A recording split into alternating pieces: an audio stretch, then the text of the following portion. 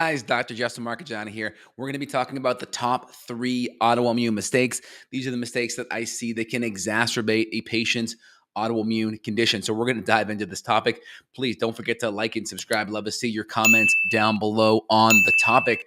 All right, so autoimmune conditions, very important. Most autoimmune conditions, especially thyroid, some gut ones, depending on how bad of shape you are in, whether it's like MS or Parkinson's, most autoimmune drugs like methotrexate or different biologics that block TNF alpha or different immunological stimulation or breakdown, they have a lot of side effects. And so for like thyroid, the one that I see the most in my patients in office, they don't really prescribe medications for most thyroid issue because the drugs tend to be worse than the condition.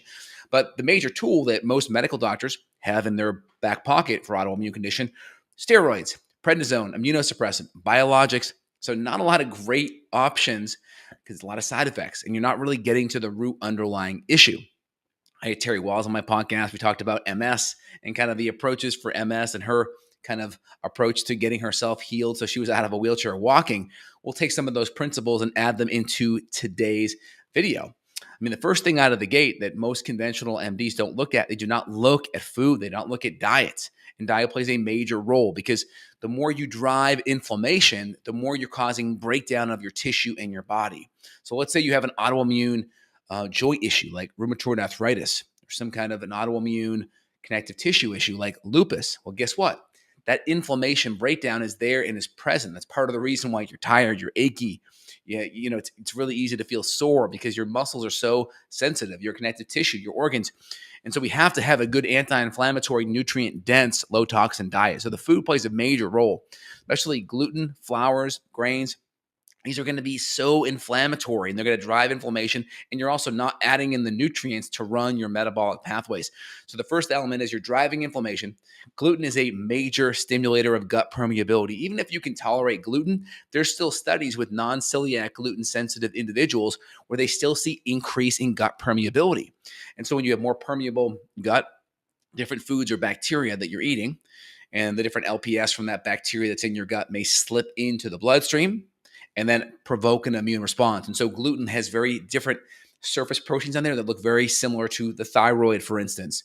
And so you can provoke autoimmune responses with gluten. Gluten is connected to over 100 different autoimmune conditions. So gluten can be a major driver, partly through the gut permeability mechanism.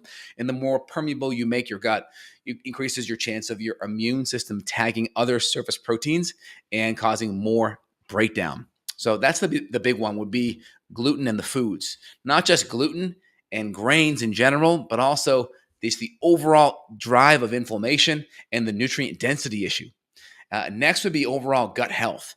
Gut health plays a major role because if you're not digesting or breaking things down, or if you have lots of dysbiosis, you're going to have dysbiotic bacteria that primarily are gram negative. So gram negative bacteria notoriously have two cell walls.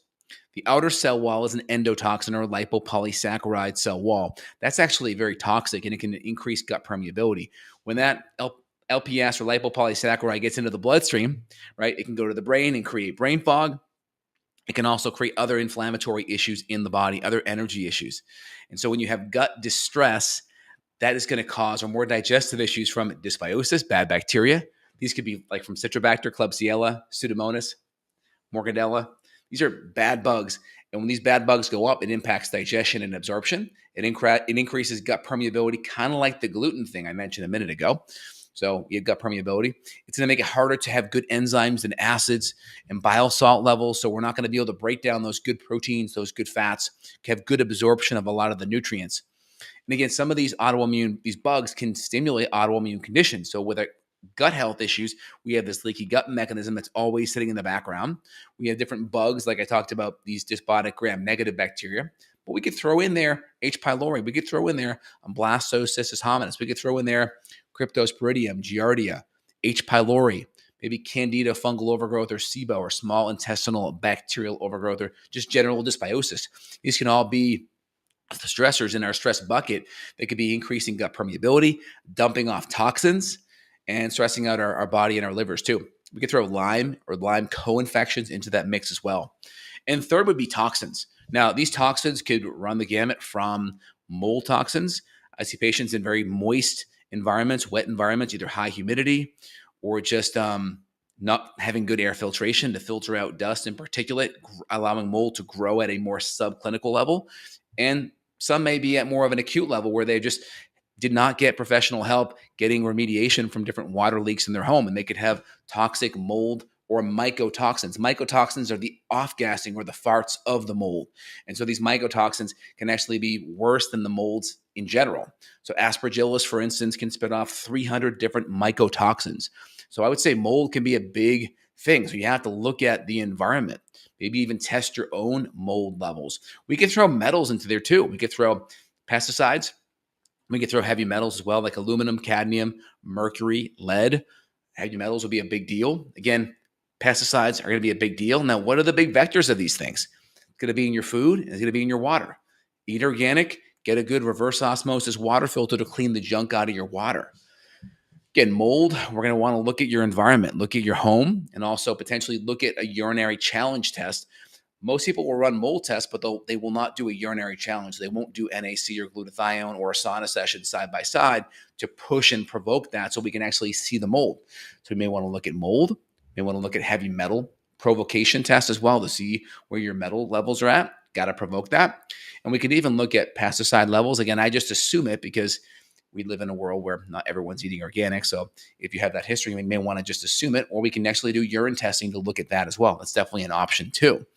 So you really want to look deeper. So if we kind of go back to the beginning, gluten's a big one. It's according to Alessio Fasano at Harvard, he's a gastroenterologist from Italy.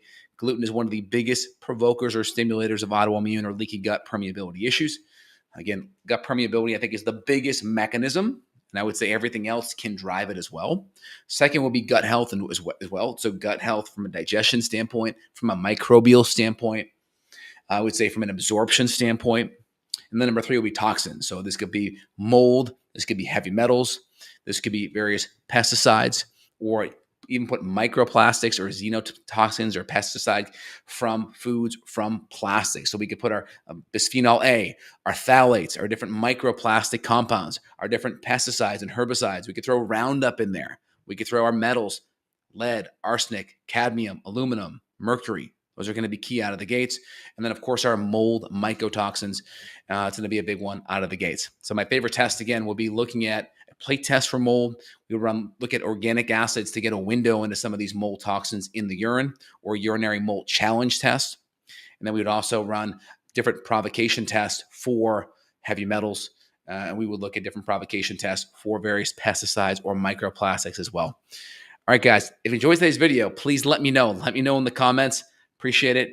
And again, you guys have an awesome day. If you want to dive in deeper and get your levels looked at, or look deeper at the big issues that could be provoking your autoimmunity, click down below. There'll be a link where you can schedule and reach out to my team and staff. We're happy to dive in deep. We see patients worldwide on the functional medicine side. And again, get your thyroid looked at, get your ANA looked at, get your inflammation markers looked at. These are other good things to look at side by side to see how inflamed, or to see if your tissue is already more on that autoimmune path, if you will. All right, guys, links down below if you want to reach out. Have an awesome day. Take care. Bye.